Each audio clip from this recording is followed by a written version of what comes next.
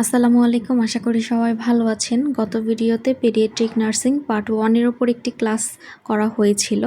আজকে paediatric nursing part 2 class করব। চলুন শুরু করা যাক। আজকে আমরা দুইটি প্রশ্ন উত্তর পড়ব। What are the role and responsibilities of a paediatric nurse? What are the common childhood or paediatric problems in Bangladesh? What are the role and responsibilities of a pediatric nurse? The role of the pediatric nurse depends on her educational experience, job structure, and professional demands. Primary caregiver. A pediatric nurse provides direct care and meets the basic health needs of children. অর্থাৎ একজন paediatric nurse একটি শিশুর সুস্থতা এবং তার দৈনন্দিন স্বাস্থ্যজনিত চাহিদা যেন পূরণ হয় সেটি নিশ্চিত করে থাকেন। Health educator. She educates the parents about health and disease prevention. অর্থাৎ তিনি অভিভাবকদেরকে স্বাস্থ্য এবং রোগ প্রতিরোধ সম্পর্কে সঠিকভাবে ধারণা দিয়ে থাকেন। Nurse counsellor. She provides emotional support and guidance to families. তিনি একটি শিশুর পরিবারকে মানসিকভাবে সাহস যোগান এবং সঠিক দিক নির্দেশনা প্রদান করে থাকেন।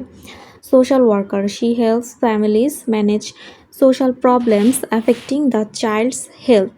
তিনি একটি শিশুর স্বাস্থ্যের ওপর প্রভাব ফেলে এরকম সামাজিক সমস্যাগুলো মোকাবেলায় পরিবারকে সাহায্য করে থাকেন। Team coordinator and collaborator. She works with doctors and healthcare team members to provide care. তিনি চিকিৎসক ও অন্যান্য স্বাস্থ্য সেবা দলের সাথে সমন্বয় করে একটি শিশুকে সেবা প্রদান করে থাকেন। Manager. She manages nursing activities and ensures quality of care. অর্থাৎ তিনি নার্সিং কার্যক্রম পরিচালনা করেন এবং মানসম্মত সেবা নিশ্চিত করে থাকেন। Child care advocate. She protects and promotes the right and safety of children. অর্থাৎ তিনি একটি শিশুর অধিকার, নিরাপত্তা রক্ষা ও একটি শিশুর উন্নয়নে কাজ করে থাকেন। রিক্রিয়েশনিস্ট. She arranges activities to support the child's emotional well-being. তিনি একটি শিশুর মানসিক সুস্থতা বজায় রাখতে বিভিন্ন বিনোদনমূলক কার্যক্রমের ব্যবস্থা করে থাকেন। Nurse consultant. She provides expert advice on pediatric nursing care. অর্থাৎ তিনি পেডিয়াট্রিক নার্সিং সেবার বিষয়ে পরামর্শ প্রদান করে থাকেন। Researcher. She participates in research to improve child health care. তিনি একটি শিশুর স্বাস্থ্যসেবার মান আরও উন্নত করতে বিভিন্ন ধরনের গবেষণায় অংশ নিয়ে থাকেন। Therapeutic relationship. She builds a trusting relationship with children and families. তিনি একটি শিশু ও তার পরিবারের সাথে একটি সুন্দর ও বিশ্বাসভিত্তিক সম্পর্ক গড়ে তোলেন। Ethical decision making. She makes decision based on ethical and professional standards. কোনো সিদ্ধান্ত নেওয়ার সময় অবশ্যই তিনি পেশাগত মানদণ্ড এবং নৈতিকতা অনুসরণ করে থাকেন। What are the common childhood or pediatric problems in Bangladesh? Malnutrition, undernutrition and stunning. 28% stunning and 10% wasting. Malnutrition বলতে বোঝায় পুষ্টিহীনতা। Undernutrition means a condition where a child does not get enough food or nutrients for proper growth and health. অর্থাৎ এটি এমন একটি অবস্থা যখন একটি শিশু সঠিক বৃদ্ধি ও স্বাস্থ্যের জন্য পর্যাপ্ত পরিমাণ খাবার বা পুষ্টি পায় না। আন্ডারনিউট্রিশনকে আমরা 3 ভাগে ভাগ করতে পারি: stunting, wasting and underweight. Stunting means low height for age, অর্থাৎ বয়স অনুযায়ী শিশুর উচ্চতা কম। Wasting means low weight for height, অর্থাৎ উচ্চতা অনুযায়ী ওজন কম। Underweight means low weight for age, অর্থাৎ বয়স অনুযায়ী ওজন কম। Many children suffer from poor growth due to lack of proper nutrition. সঠিক পুষ্টিকর খাবারের অভাবে শিশু স্বাভাবিকভাবে বৃদ্ধি পায় না।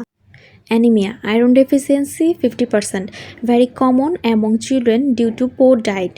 অপুষ্টিকর খাদ্যের কারণে প্রায় 50% শিশু রক্ত স্বল্পতায় ভোগে। এজন্য শিশুদেরকে অবশ্যই আয়রন সমৃদ্ধ খাবার খেতে হবে। Acute respiratory infections, ARI, 30 to 35%. Pneumonia, cold, cough and bronchitis are very common.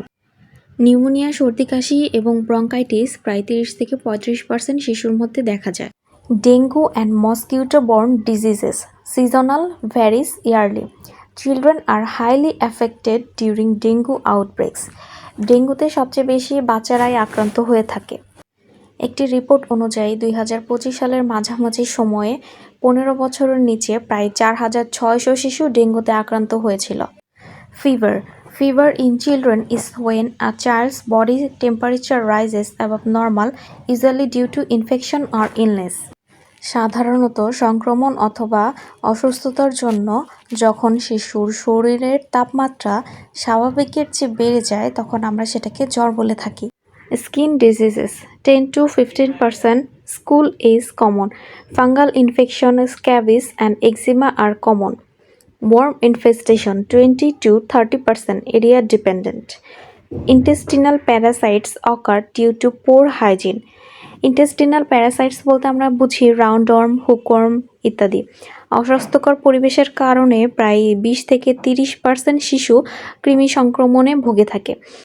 Diarrhoeal disease 5 to 13%, common due to unsafe water and poor sanitation. অনিরাপদ পানি ও স্যানিটেশন ব্যবস্থা খারাপ হওয়ার জন্য প্রায় 5 থেকে 13% শিশু ডায়রিয়ায় আক্রান্ত হয়ে থাকে। Asthma and allergies 7 to 10%, increasing due to air pollution. বায়ু দূষণের কারণে প্রায় 7 থেকে 10% শিশুর মধ্যে হাঁপানি ও অ্যালার্জি দেখা যায়। Injuries, drowning, burns and road accidents 8 to 12% of child deaths, a major cause of child morbidity and mortality. শিশুর মৃত্যুর প্রায় 8 থেকে 12% কারণ হলো পানিতে ডুবে যাওয়া, আগুনে পড়া এবং সড়ক দুর্ঘটনায় মারা যাওয়া। Congenital heart disease 1% of live birth. Some children are born with heart defects that require medical care. প্রায় 1% শিশু জন্মগত হৃদরোগ নিয়ে জন্ম নিয়ে থাকে। Preterm birth complication 14% of births major neonatal death cause. Complication of premature birth are a leading cause of neonatal death. প্রায় 14% শিশু নির্ধারিত সময়ের আগে জন্ম নেয় এবং জন্মের সময় নানান জটিলতা যেমন low birth weight, birth asphyxia, neonatal jaundice ইত্যাদিতে শিশু মারা যায়। Neonatal encephalopathy 3 to 5 per 1000 live births. Neonatal encephalopathy is a brain disorder in newborns caused by lack of oxygen or birth complications. এটি হলো শিশুর মস্তিষ্কের একটি সমস্যা যা জন্মের সময় পর্যাপ্ত অক্সিজেনের অভাবে হয়ে থাকে।